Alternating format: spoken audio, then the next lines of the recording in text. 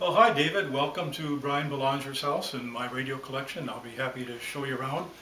We're starting right by the front door here, and the first thing you see when you come into my house is this 1938 Stromberg Carlson Model 240. When I got this, the cabinet was in really bad shape. I had to have a lot of cabinet work done, but it ended up looking pretty nice. So that's the first thing that you see when you come in. Then if you come around to the dining room here, we got two more in the dining room. This is a Westinghouse WR8 model, and one of the stories here is that Joe Coaster and I got exactly the same radio at exactly the same time, and I prefer to do chassis repairs. Joe prefers to do cabinet work, so we made a deal. Joe refinished most of the cabinets and I did both of the chassis on it. So Joe and I each have that same radio. Coming over a little farther, this is an early 30s silver tone grandfather clock style radio. This one is made by Colonial, and the interesting thing here is it doesn't have a tuning capacitor. If you look at the inside, it's actually got a sort of a Rube Goldberg arrangement of coils that slide into each other, so you're changing the inductance rather than changing the capacitance. So that makes it a little bit unusual. Okay, so over in this corner we have a Zenith, 1939 Zenith chairside, and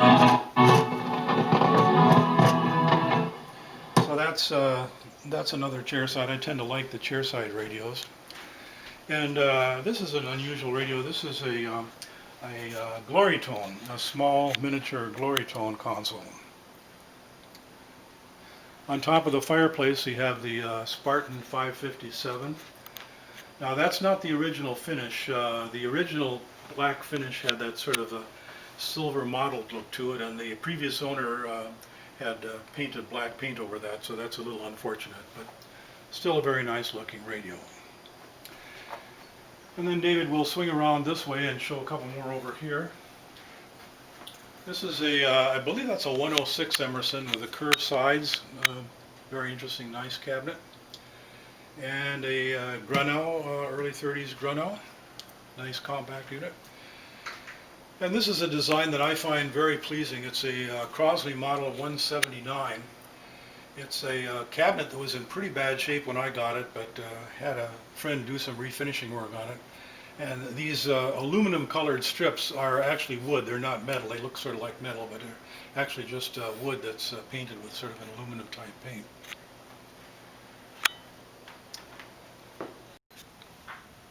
Okay, we're in my basement now. That's where most of the radios are. And this Majestic I'd like to talk about. If you're a MAARC member, if you read Radio Age, you may recall a few months ago there was an article about this Majestic Model 300A.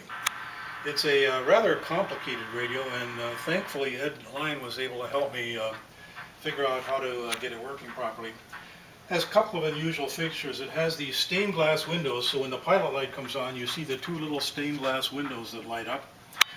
And it also has a saturable reactor, which acts as a tuning indication. So as you're tuning in a station, the dial light gets brighter or dimmer as you tune in the station. And that's a rather complicated thing to figure out, but if you read the Radio Age article, you'll understand how that works.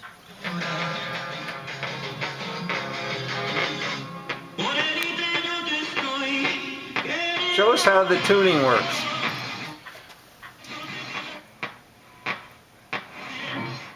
It's just barely noticeable if you get right close to the dial. The problem is, in order for this to work properly, that saturable reactor has just the right amount of inductance, because the plate currents determine, or the ABC voltage rather, determines how that works. And if you have too much or not enough inductance, then it doesn't quite work right. And of course, Ed Line had estimated what he thought would be about the right amount.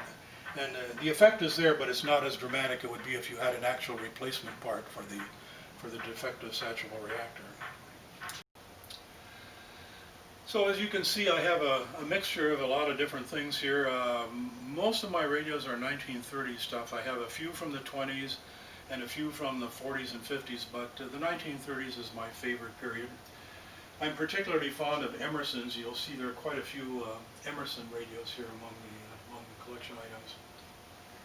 I have a few ham radio items. I am a ham operator at KB3 PRS, so I do have a few ham receivers. This 1937 Zenith here is one that I just finished working on just a few weeks ago. It's one I've had for many, many years and finally got around to getting restored properly. And over here, this Philco clock radio is one that Ted Hanna did for me many years ago. There's nothing in church teaching that says that it has to be meted out. So Ted Hanna, who is one of the founders of the Mid-Atlantic Club, was a good friend and a wonderful guy and a terrific radio repair. I also like advertising signs. This is a National Union sign, and David, I know you're a tube guy, so I know you probably like National Union tubes. So that's kind of fun to have. This Greeby Synchrophase works quite well. I've had that fired up and actually is pretty sensitive and pretty selective.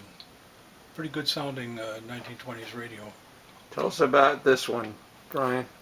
Oh, this Hammerlin HQ140X is one like I had when I was a kid. I got my first ham radio license in about the mid-1950s.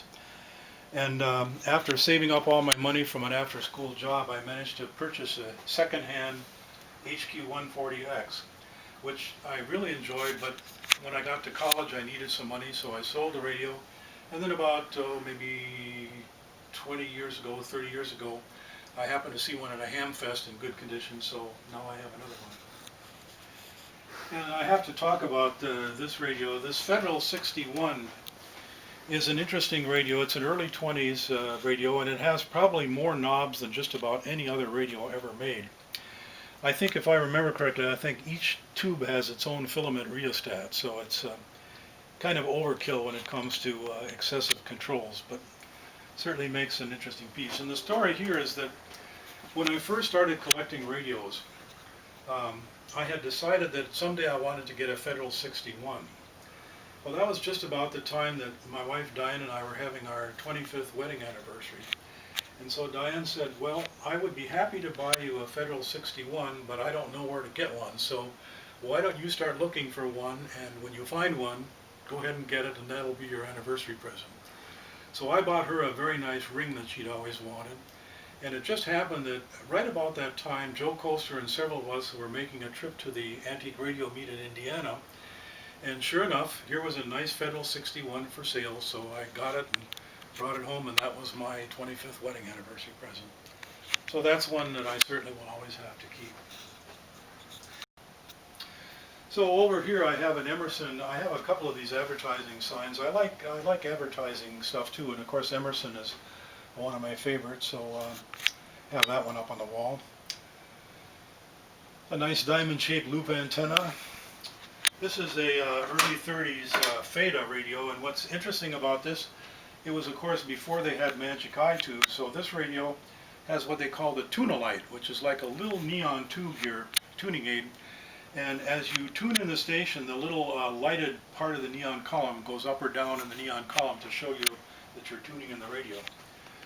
When I bought the radio, it was missing that tune-a-light, and just lucky, I happened to find one a few years ago, so I put it aside, and one of these days I hope to work on that and see if I can get that working again with the tune-a-light. 1938 Zenith with a shutter dial. A pre-World War II Zenith chair side that is in pretty nice condition.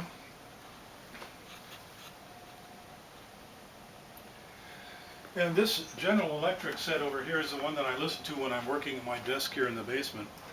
And this is another story. This radio I purchased at a MAARC meeting, maybe 20 years ago. It was one of these radios that looked absolutely terrible. It was out in somebody's barn, covered with dirt. The grill cloth was completely gone, but underneath it all, the finish was in good condition. So I went over to clean all the dirt off the cabinet. Went over it with some of that Kramer's furniture restorer, put new grill cloth in it, got the radio fixed up, and of course it only has AM, and I like to listen to FM, so I have a Fisher FM tuner that I purchased at a MAARC meet for like 10 or 15 bucks, and so now I can listen to FM. Broaden the definition of state prison to make it more easy for them to prosecute spies on people who they think could despise. People like Ivan Safronov.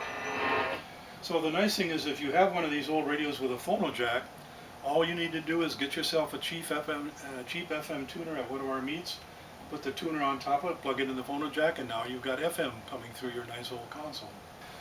So here again I have a number of Emersons, plus some Atwater Kents and an assortment of other things, a little Arvin model 444 here. Air Castle, that was a Spiegel's brand name, and that one's been fixed up and in good working order. And I have an Atwater Kent breadboard, and the interesting story about this is this helped us to get the National Capital Radio and Television Museum going. We had arranged a meeting with the Bowie City Council to try to get permission to use the Harmel House for our museum. And in order to make a good impression, I brought this radio along with a power supply and a horn speaker. And before we had our 10 minutes with the mayor and city council, I turned on the radio and played some old music through this 1920s radio and pointed out that the purpose of the museum was to try to preserve this kind of radio history. So I think we impressed the city council, and they voted unanimously to negotiate an agreement with us to allow us to lease the Harmel House so that we could start the National Capital Radio and Television Museum. So this is my workbench where I work on radios, and thanks to the virus I've been home a lot lately for the past few months, so I've had more time to work on radios than I normally do. The one that's on the bench now is actually belongs to the museum. It's a I think it's about a 1937 General Electric set that we decided not to keep, so we're fixing it up and we'll be selling it in the museum shop.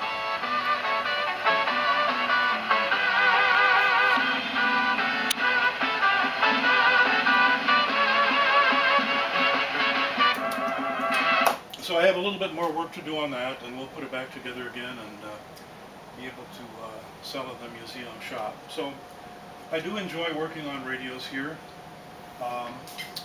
One of the other things I'm working on, which you'll be hearing more about later, is that the Mid-Atlantic Club has decided to embark on a digitizing project where we have hundreds of radio brochures from a variety of companies, and I'm about probably 80% done with that job. And when that's finished, it'll probably be on our members-only website so that anybody who's a member can go there and look through all these old brochures from Acme to Zenith, with lots of stuff from companies like RCA and Scott and Midwest and others. So that's something for everybody to look forward to. So David, that's my collection. Thanks for coming by, and enjoyed having you visit with me.